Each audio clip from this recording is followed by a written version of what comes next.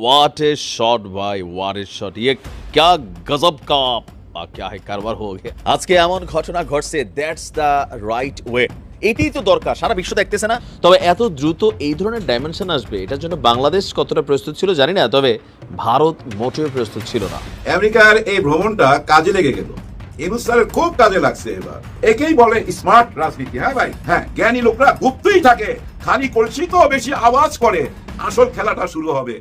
Professor ইউনূসের 5টি যুগান্তকারী সিদ্ধান্তে যুগান্তকারী 5টি নির্দেশনা তিনি অলরেডি দিয়েছেন। এই নির্দেশনার ফলে খুব শীঘ্রই বাংলাদেশের সামগ্রিক চিত্র বদলে যাবে। ঘটনা শুরু হয়ে গিয়েছে যে ডক্টর ইউনূস কি পারে। বাংলাদেশে ইউনিক, ডক্টর ইউনূসের সমতুল্য আর কেউ নাই। তিনি যে পারবেন কেউ পারবে না। খুবই ভালো কাজ, সাধুবাদ জানাই এই ঘটনাকে, এই উদ্যোগকে। এটাই তো আমরা চাই, এইভাবেই মানুষের হৃদয় জয় করতে হবে। এটি শুরু হয়ে গেছে, আমরা এর শুভ আলামত দেখতে পাচ্ছি। এইখানেই কিন্তু লুকিয়ে আছে সমস্ত প্রশ্নের জবাব এবং রহস্য। এই রহস্য আমি আপনাদেরকে আজকে যতটুকু আমি জানি ততটুকু ফাঁস করার চেষ্টা করব। আনিস আলমগীর একটা আনিস আলমগীর একটা আনিস আলমগীর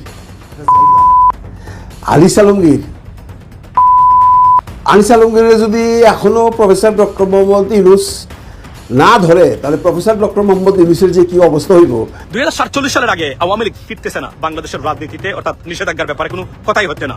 লেট অ্যালোন শেখ হাসিনা। শেখ হাসিনা কখনো বাংলাদেশের রাজনীতিতে কখনোই ফিরবে না। কেন ফিরবে না? এই জিল্লু, রাশেদের খবর দে।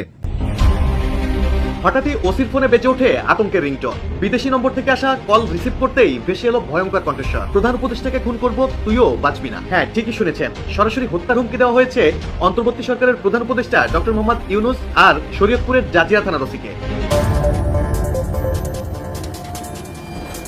মুসলমানদের ধর্মীয় গ্রন্থ পবিত্র কুরআন শরীফ অবমাননার অভিযোগে নর্থ সাউথ বিশ্ববিদ্যালয়ের এক শিক্ষার্থীকে গ্রেফতার করেছে ভাটারা থানা পুলিশ। রাজধানীতে চাঞ্চল্যকর ঘটনা ঘটেছে। নর্থ সাউথ বিশ্ববিদ্যালয়ের এক শিক্ষার্থী কুরআন শরীফ অবমাননার অভিযোগে গ্রেফতার। মন্দিরে হামলা, পূজার সময় হামলা বলার চেষ্টা করা হয়েছে। এখানে ধর্মপ্রাণ মুসলমানরা করেছে। আপনারা লিখে রাখেন, একটা মিডিয়া আজকে বলতে পারবে না হাসিনার আমলে যতগুলো মন্দিরে হামলা করা হয়েছে, পূজার উপাসনালয়ে হামলা করা হয়েছে, বলা হয়েছে ধর্মপ্রাণ মুসলমান আব্দুল গফুর, আব্দুল করিম, আব্দুল রহিম তারা কোরআন শরীফ থেকে এসেছে মন্দিরে গিয়ে। পরবর্তী একটা তদন্ত কমিটিও এটাকে সত্য বলে প্রমাণ করতে পারেনি এবং করেও নাই। এবার ভারতকে মানচিত্র থেকে মুছে ফেলার হুমকি দিয়েছে পাকিস্তান। দেশটির সেনাবাহিনী সরাসরি এই হুমকি দিয়েছে। দেশে ফিরেই গণ অধিকার পরিষদের সভাপতি জনাব নুরুল হক নূর কঠিন বার্তা।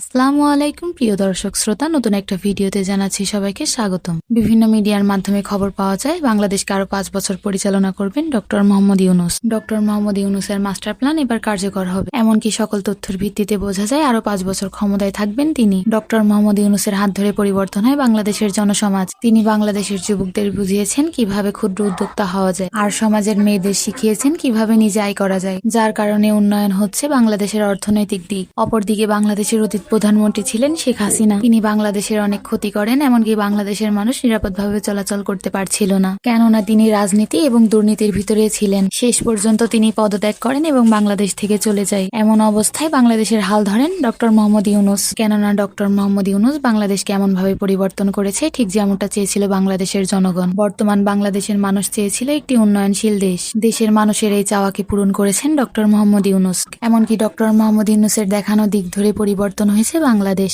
অপরদিকে যুক্তরাষ্ট্র থেকে সুখবর পাওয়া যায়, সেখানে বলা হয়েছে ডক্টর মোহাম্মদ ইউনূস আরো 5 বছর বাংলাদেশকে পরিচালনা করবে। আগামী 5 বছরের জন্য ডক্টর মোহাম্মদ ইউনূস বাংলাদেশের প্রধানমন্ত্রী, এমনকি তিনি বৈধভাবে বাংলাদেশকে পরিচালনা করবেন। তিনি একজন নোবেল বিজয়ী। এমনকি ডক্টর মোহাম্মদ ইউনূস শুধু বাংলাদেশেই নয়, তিনি অনেক দেশেই সম্মানিত। এমনকি তিনি অনেক বড় বড় পুরস্কারও লাভ করেছেন। সকল কিছুই অর্জন করেন শুধুমাত্র তার জ্ঞান এবং চেষ্টার বিনিময়ে। ডক্টর মোহাম্মদ ইউনূস পরিবর্তন করেছেন বাংলাদেশের শিক্ষা ব্যবস্থা। বিদ্যালয়ে তারা ব্যবহার করতে পারছে বিভিন্ন ধরনের প্রযুক্তি। এই প্রযুক্তির মাধ্যমে তাদের জ্ঞান আরো অর্জন হচ্ছে। তাই ডক্টর মোহাম্মদ ইউনূসের মতো সরকারকে কেউই হারাতে চাচ্ছে না। ডক্টর মোহাম্মদ ইউনূস আরো 5 বছর ক্ষমতায় থাকবেন, এটা শুনে বাংলাদেশের মানুষ খুশি হয়। আজ এই তথ্যের মাধ্যমেই শেষ করছি। আপনি যদি আমাদের চ্যানেলের নতুন হয়ে থাকেন, অবশ্যই চ্যানেলটি সাবস্ক্রাইব করে দিবেন। প্রতিদিনের সকল ভিডিও পেতে পাশে থাকা বেল আইকনটি ক্লিক করে দিবেন।